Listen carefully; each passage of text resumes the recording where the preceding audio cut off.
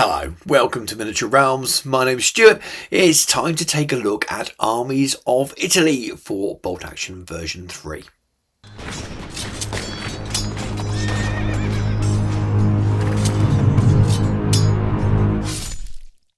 Miniature Realms is proudly sponsored by Counter-Attack Bases. They stock a wide range of counters, gaming aids and movement trays for multiple game systems, and offer custom items to suit your club, your event, or even your podcast or YouTube channel. Check out the link in the video description. Well, thank you very much to Osprey for providing me with this physical book, and also to Warlord Games as well, of course, for writing it. And I've had a PDF version from them as well. I've enjoyed flicking through this book immensely. If you're watching this around time of the video release, it's all up for pre-order at the moment, including loads and loads of new miniatures for the Italians, as well as some really nice ones that I'm very tempted to see if I can get hold of some to paint up. But that's enough of that. Let's have a look at the book. Before we start, I'm just going to explain what I'm going to do in this video. It's going to be a fairly brief overview of this book from a casual player's perspective, or someone who is looking to pick this book up to play some World War II games using bolt action for Italy. If you're a tournament goer for bolt action and you want a real in-depth analysis of all of the rules and breakdown of each of the units, this video probably isn't for you. There will be some really good channels out there who will cover this book almost page by page and give you a real meta view of it. That's not what I'm going to do, and I'm not going to be showing you every single page of this book. Hopefully this video will give you a short feel for the book and give you an idea of what you get if you purchase it. Like all of the books in the new edition, it is full colour. This one comes in at 96 pages, full of lots of lovely artwork that you will see in Osprey titles, as well as lots of beautifully painted miniatures from Warlord Games and the writers and the team there as well. As far as I'm aware, this is the first Armies of Italy book on its own. Their existing list from the previous editions have always been part of the previous campaign books and maybe spread over more than one book as well. But this is the first time all the Italian rules can be found in one place. It's got its own army book, like the bigger, in inverted commas, factions or armies have done before. As always with these new series, and to be honest with you, with the previous series, there is some background history, which is always really nice. There's lots of people that are playing bolt action now, and it might be their first ever historical game. So to have access to a little bit of easy to understand history and background around the units and the armies that they'll be playing, I think is really good. It's not completely dumbed down, but it's obviously at a very accessible level, just in the style of those Osprey books. From about 20 pages in, we come to the Army Special Rules, and I will briefly cover these. And they're very interesting in this book because there's something at the back in the appendix as well, which almost gives you more of this depending on your interpretation of it. First up, we have Iron Hulls, Iron Hearts, and what you'll notice there that I've taken the liberty to ignore the Italian where possible, and I'm saving your ears from my poor pronunciation, believe me. But this first special rule, it allows you to feel a braver version of Italian soldiers than popular culture and history would had you believe. And then any Italian vehicle with this special rule, in its entry may re-roll failed advance and run order tests. This rule does not apply when coming onto the table from reserve or outflanking, and it also does not apply for assaults. A very useful rule, and also nice to see there that it challenges the status quo of some of the slightly more comic book versions of history of the Italian army. Next up, we have Alzo Zero, or open sights. Italian artillery units were renowned for holding their position against armoured attacks, firing against enemy tanks over open sights until their guns were overrun. All Italian artillery units may re-roll any failed morale tests. Mixed quality. Italian conscript infantry units suffered from poor training, equipment, leadership and supply, leading to a lack of cohesion and occasionally unpredictable behaviour, with some units underperforming and others performing well above expectations. All inexperienced Italian infantry units have the green special rule. Defensive strategy is all about Italian strategic thinking and their defensive nature of it. So during the first turn of the game, the enemy cannot order their units on the table to run as they cautiously probe the terrain in front of the Italian line for minefields and make their way across barbed wire. Enemy units in the first wave are exempt and can be ordered to run as normal to enter the table. Any of your regular or veteran unit that has set up on the table before turn 1 may start the game already in ambush. If you decide to do so, set one of your order dice in place next to them before you deploy them, and if you have ordered them to ambush before drawing the first order die on turn 1. In scenarios that require an attacker and a defender, the Italian player may not choose if they wanted to be a defender or not, except if both sides are Italian, in which case this rule has no effect. I imagine this could be really interesting, setting certain units up in ambush. I imagine you can think of all kinds of nasty things you could do to your opponents in this instance. Advanti, this is where you get lots of extra flavour in your armies, so individual units will have their own rules and characteristics, but if you want that theme to carry over to your entire army, you can use the rules that are below. Bisaglieri, units must be taken as veteran. Units must be given the following rule for 1 point per model. Decorsa. The unit may reroll failed advance and run order tests. This rule does not apply when coming onto the table from reserve or outflanking, and it also does not apply for assaults. Paracaduzzi. Units must be taken as veteran. Infantry units must also be upgraded to stubborn for 1 point per model. Units of Paracaduzzi can be equipped with anti-tank grenades for 3 points per man.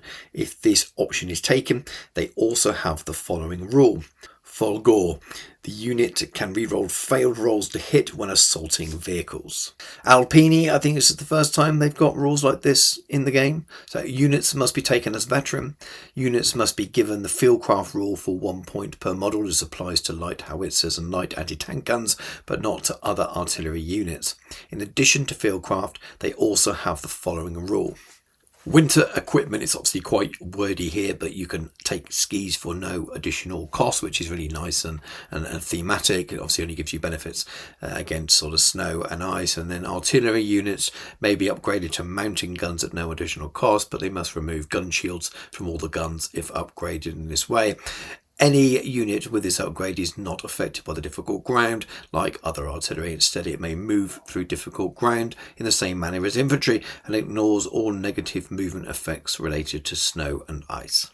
Last up, we have black shirts. Units have the following rule for free. This rule replaces the green special rule for inexperienced units. Alizia voluntaria, immediately before the opponent rolls to hit when shooting the unit or for casualties in close combat versus the unit, the controlling player rolls a d6. On 1 to 2, the section loses all its will to fight and gains shirkers.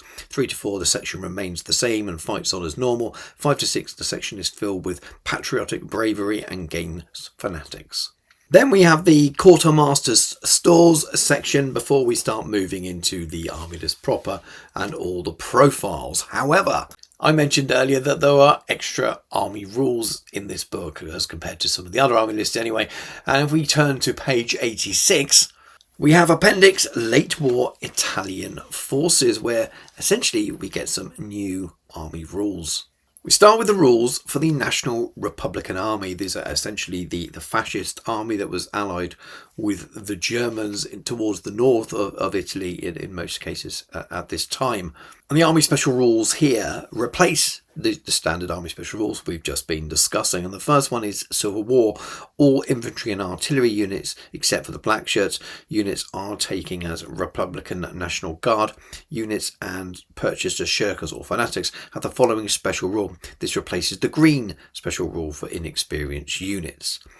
Conflicting loyalties. Immediately before the opponent rolls a hit when shooting the unit or for casualties in close combat versus a unit, the controlling player rolls a d6. 1 to 3, the unit gains the shirkers roll for the rest of the game. 4 to 6, the unit gains fanatics for the rest of the game. Nice little subtle changes there from the rules we've already seen. No defeatism. All friendly units within 6 inches of a platoon commander or a company commander ignore the effects of the shirkers rule. So there's a way there to get around the maybe not quite so good but very thematic rule above. German support, which nicely represents the amount of integration at this time, the amount of control the German army had over the remnants of the Italian army. Any infantry, LMG or MMG may be upgraded to a German machine gun for free, gaining the Hitler's buzzsaw special rule, i.e. they fire one additional shot. Note that the model must be actually equipped with the MG34 or MG42 machine gun for this rule to be in effect. Make sure you don't game it there. Make sure your nice thematic armies look cool as well. In addition, any infantry unit except for support weapon teams and HQ units may be equipped with up to 2 Panzerfaust for 15 points each. Finally, you may add some units from Armies of Germany as indicated in the force selection guide. These units don't have any of the German army special rules and instead have the army special rules for the Italian National Republican Army given here. And finally, Avanti. This rule is the same as on page 21 except otherwise noted. It also applies to units taken from different books. And then straight underneath, as already referenced, is the selection guide for using this late war army. And that goes on for a couple of pages with a nice little bit of artwork there as well. And some of it, as you can see, requiring stats for new units as well, in addition to what was already in the book. So lots of extra stuff here, which is really cool. But of course, there's more. We have the co-belligerent army as well, which represents the armies to the south more, those that have turned against the fascists and have joined forces with the United States and in Great Britain at this time. So the army special rules again replace those found on page 21 and 22. We have Vendetta. Upon receiving their order dice, but before rolling the order test, any unit within 12 inches of an enemy unit may roll on a d6. On a 4+, 1 pin marker is removed. Following this roll, you may take an order test as normal to see if the unit executes the order. You must take the order test even if the unit has no pin markers left. Inter-allied coordination. Artillery forward observers may re-roll dice when rolling on the artillery smoke barrage tables. Intelligence officers may re-roll the dice when resolving the intelligence rule check. Additionally, you may add some units from Armies of Great Britain and Armies of the United States as indicated in the force selection guide. These units don't have any of the British or American Army special rules. Instead, they have the Army special rules for the Italian co-belligerent army given here. And Avanti, again, the same rule as page 21, except you cannot take the black shirts for obvious reasons. And the very last page in the book, aside from the credits, is the co-belligerent force selection list. Slightly less units, and there's no new stats or new units there, as with the armies in the north, but really, really cool to see. So we can flip back now to the earlier parts of the book, but I felt it was really important to talk about all those together because essentially they were doing the same thing as army rules. And from here, you have about 50 pages of the army list entries with all the rules you need, lots of beautiful artwork, beautiful pictures of miniatures. And like I said, right at the top of this video, I'm not going to go through these in detail, unit by unit, discussing the rules. It's not something you'd get in great detail from me anyway. There'll be people that can do that an awful lot better. And this is supposed to be a bit of a quick overview. However, if you do have any questions in the comments, let me know, and if I've got the book at hand, I will have a little look for you if I can find the answer.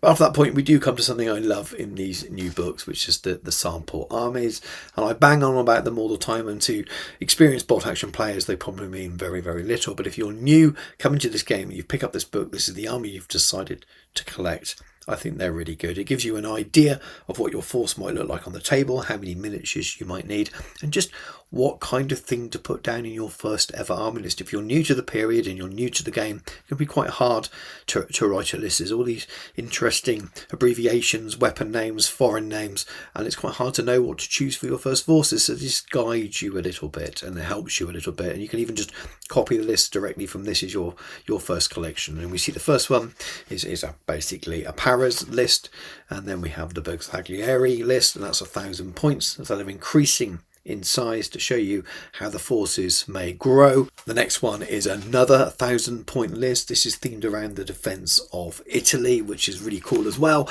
And then we have another desert North Africa based list, this one in the Western Desert, and the biggest at 1250 with a little bit of armor and things as well. All look really cool, all show you lots of the different themes you might go down if you're going to start collecting an Italian army.